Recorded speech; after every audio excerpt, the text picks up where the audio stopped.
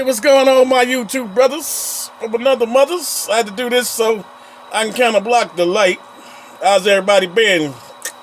This is your brother Ben Johnson, Bennett Johnson, from Bennett Johnson's Trains. Here we go. It's March 29th, 28th. Shit, one of them goddamn days. I don't know. I got my brown. It ain't round, but it's brown. And it ain't downtown, right here at my house. I got a few things I like to talk about these days. You know, people starting to get vaccinated and starting to act like real people again. We starting to get broke out there and everything's doing fine. Well, ladies and gentlemen, I just want to show you some things. This is something I want to show you. Now, you see, you just got a little typical locomotive right here. It's running. We're going to kick the sound on. We're going to hit the bell. We're going to blow the horn.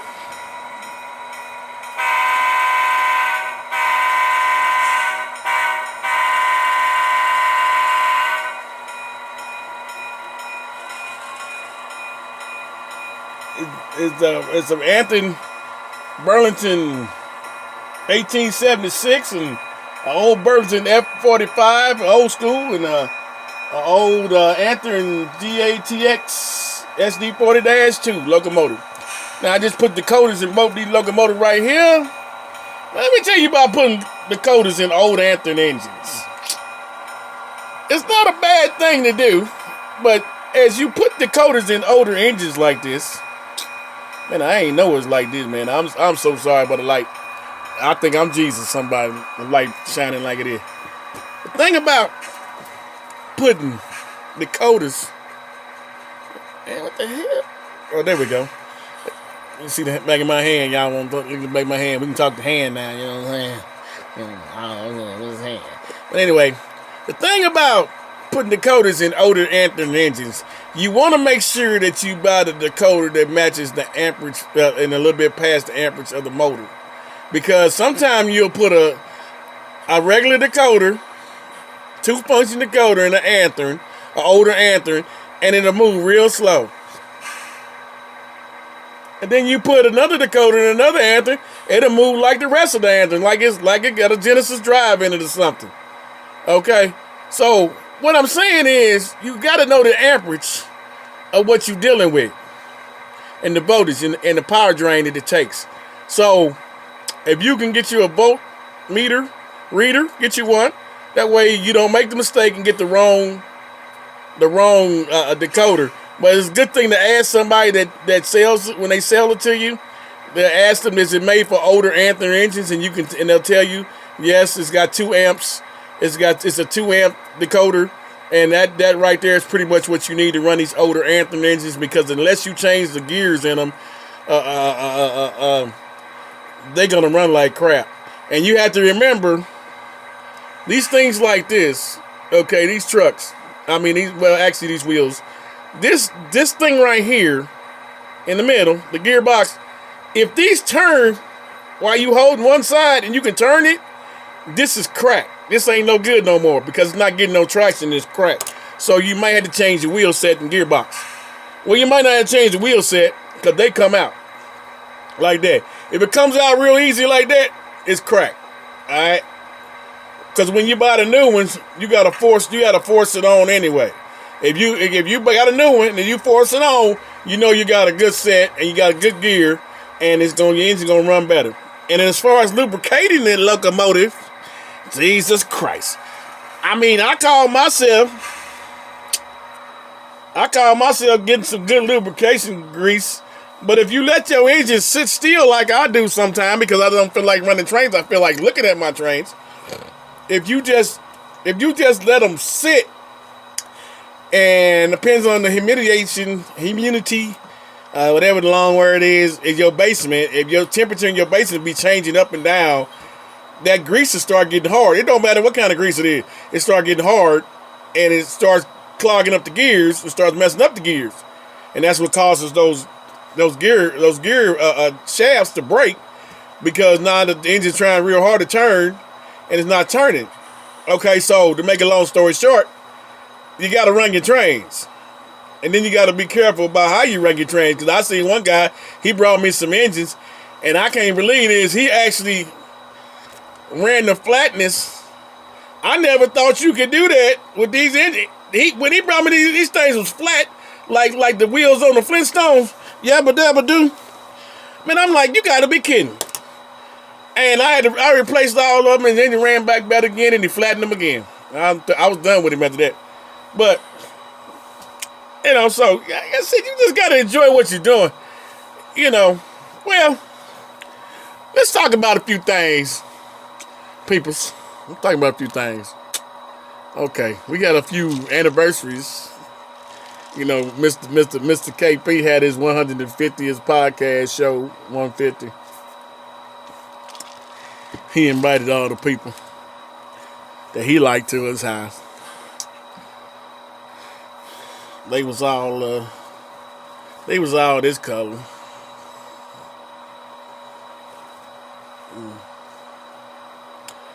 Oh yeah, they was all that color. I said that to say this.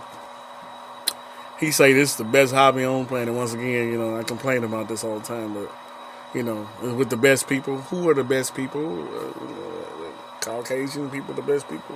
I thought human beings were the best people. People that breathe and is alive. I thought those were the best people. People that you connect with because of these. Let me show you. Trains.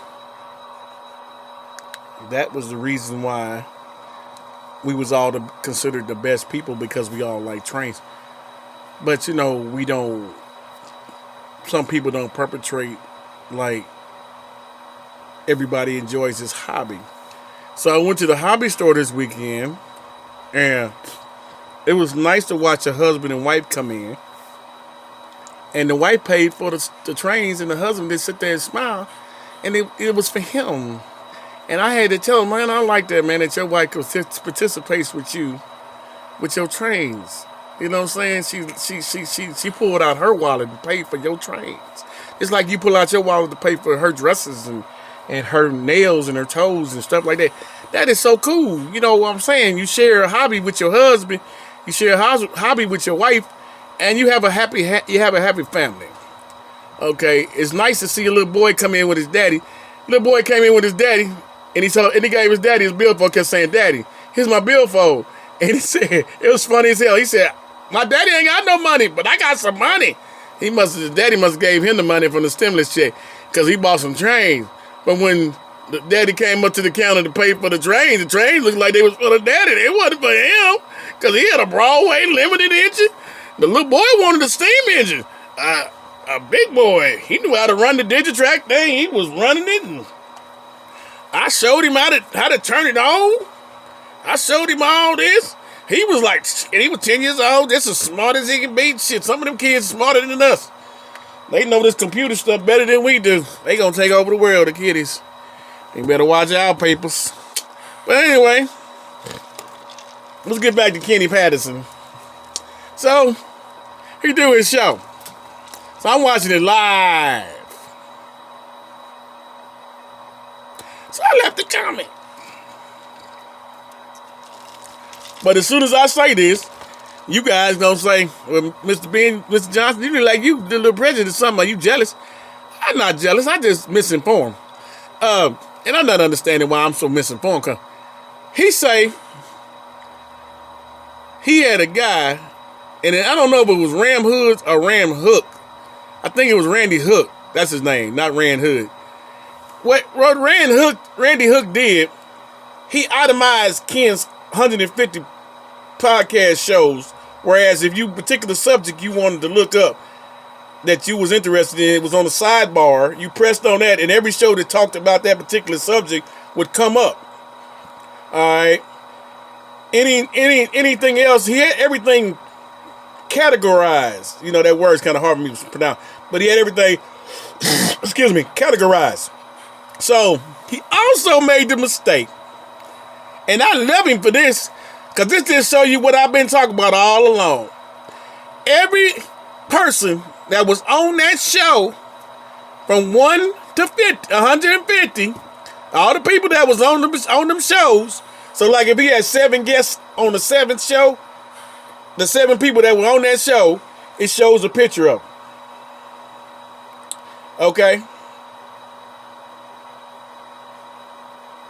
So, all them people,